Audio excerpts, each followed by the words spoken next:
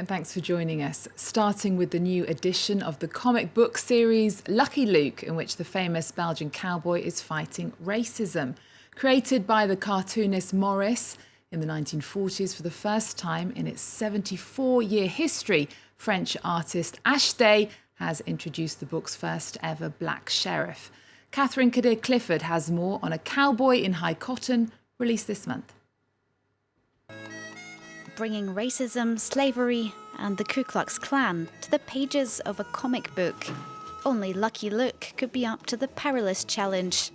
For the past 74 years, the cowboy has been both entertaining and educating. A modern-minded character, he's even managed to step out of his comic strip. Lucky Luke was born in 1946 in a first sketch by Belgian cartoonist Maîtresse, called to adventure by French writer René Goscinny's storylines, at a time when readers were hungry for a hero. At that time, what was needed was a noble hero with all possible qualities and impossible qualities. The author created Rantanplan the dog and the Dalton gang to join Lucky Luke. Then came more faces from the Wild West, Billy the Kid and Calamity Jane. For the latest edition, the series' current illustrator tracked down the very first black deputy sheriff in the US. Because I'm an avid collector of old photos, particularly from Western America, I seek out tons of documents. We had one photo of him, now we have three, which isn't bad. Lucky Luke's success comes from stories that say as much about our times as they do about the Wild West. In 1983, the character quit smoking.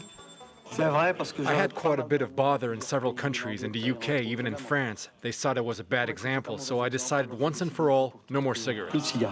In 2020, in A Cowboy in High Cotton, the hero comes face to face with the suffering of African Americans and the racism of rich landowners in the 19th century, touching on topical issues at the time of the Black Lives Matter movement.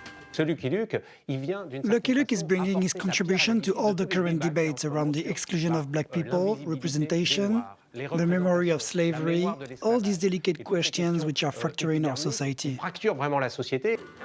The cowboy is the only comic book hero, apart from Asterix, to have had a long career in cinema, galloping across screens since 1971. Lucky Luke is a Western parody, and as a result, the film seemed to us to be a dream platform for him. The actor Terence Hill was the first to step into his boots in '71. Then in 2009, Jean Dujardin fulfilled a childhood dream.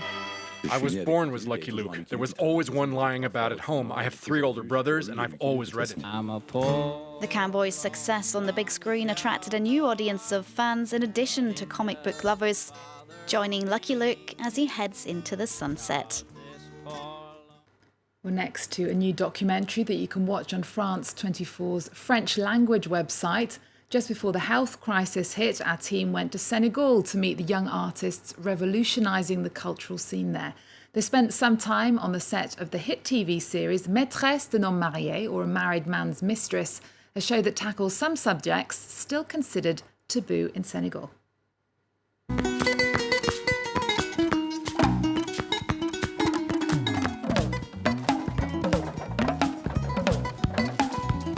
As night falls, the Senegalese gather around television sets, at the local barbers, or with their families. With several million viewers tuning in each week, Senegalese TV serial dramas are gaining more and more popularity, especially among young people.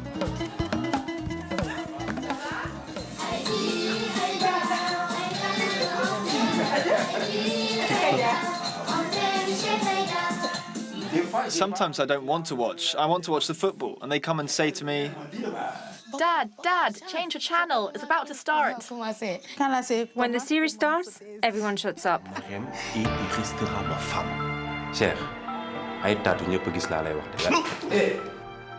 Et tu sais, la vie peut basculer à cause juste d'un seul mauvais choix. Mistress of a Married Man is the series that's taken Senegal by storm. The second season, which aired this year, already has over 2 million views on YouTube. It's the story of Marem, Raki and Jalika, very different women, causing waves in a highly conservative society.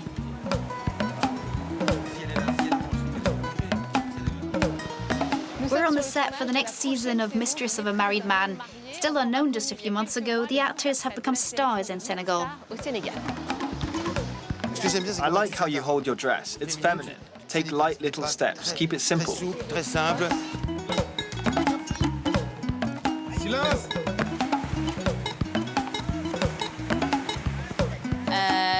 I admit that in the beginning I had some doubts, because we have a society which can be quite conservative at times.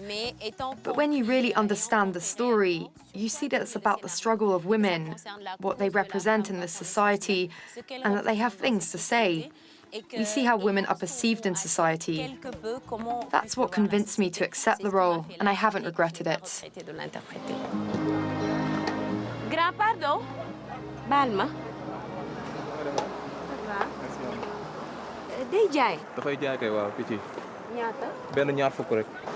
From behind the form of a sentimental soap opera, Mistress of a Married Man tackles serious issues like adultery, polygamy, depression, and domestic violence. All of the storylines are created and written by a woman.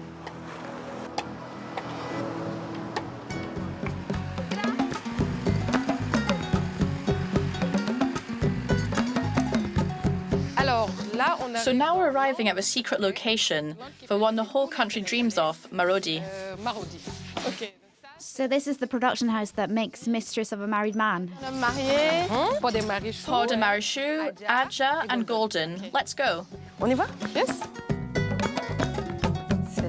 This is where it all happens. So right now, we're working on Jalika's storyline. She had breast cancer and underwent a mastectomy, and now she wants to get back to her normal life. The aim for every broadcast is to present the episode with all that's needed in terms of emotion, and scandal sometimes, to get things done properly. De scandale, parfois, pour bien faire les choses. The series stirred up strong reactions as soon as its first episode was aired, even sparking the anger of an Islamic organisation which filed a complaint with the National Audiovisual Regulatory Council for an infringement of the country's moral and cultural values.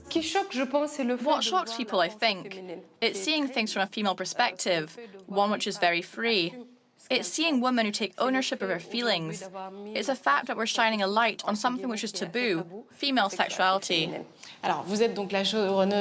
So you're the creator of Mistress of a Married Man, which is filmed and produced here in Senegal by a team which is almost entirely Senegalese. Is this a key moment for young Senegalese artists like yourself? There are so many things happening right now. Above all, a local workforce is being used. So there's a belief in our potential. And today, Marodi has managed to show that we can tell our stories with the means that we have. And so this human resource, we're helping it to grow. You can start small as a runner and end up being the head of editing or a director. It's an extraordinary path. And there's also more and more demand for 100% Senegalese production. Yes, demand is coming not just from the Senegalese, but also the Senegalese diaspora. Young people like characters like Marichou, Pod, Marem, Cher, Birame, Lala from Mistress of a Married Man, and it's something which is very important to them, that the young people who identify with these actors can meet them, live through the same problems, and experience hope through these actors. There's nothing more magical. You can watch the full show on our website at france24.com. Now, just before we go, 2 concerts are being streamed online to pay tribute to the 130 people killed in Paris's terror attacks on the 13th of November, 5 years ago. The first is an unseen performance by the Queens of the Stone Age, whose frontman, Josh Homme, is a member of the Eagles of Death Metal, the group who were performing at the Bataclan concert venue when 89 people were gunned down. The concert being shown was filmed in Tasmania's Museum of Old and New Art in September 2018. And the other tribute is being recorded at Paris's Philharmonic this week. It features performances from the French-Lebanese poet Bashara El Khoury, who's composed music for the occasion, and Paris's Chamber Orchestra. We'll leave you with that. Remember our website, we're also on Twitter, Facebook and Instagram. There's more news coming up on France 24 after this.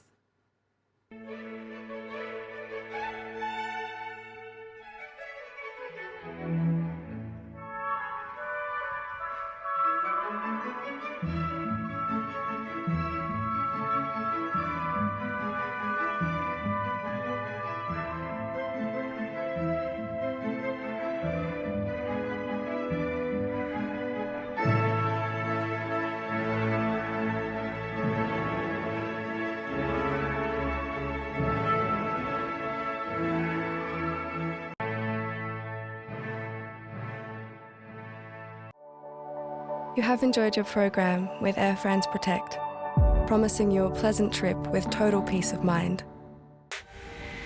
Reporters. Exclusive insights. The stories that matter. Real people all around the world. France 24's international correspondents witness the news as it happens, where it happens, and they bring it to you. Join me every week for a new edition of Reporters on France 24 and France24.com. How do artists and writers see the world? France 24's culture show takes you beyond the headlines, to the crossroads where the arts meet the news, and engage with what's happening in our lives today. Encore, presented by Eve Jackson on France 24 and France24.com.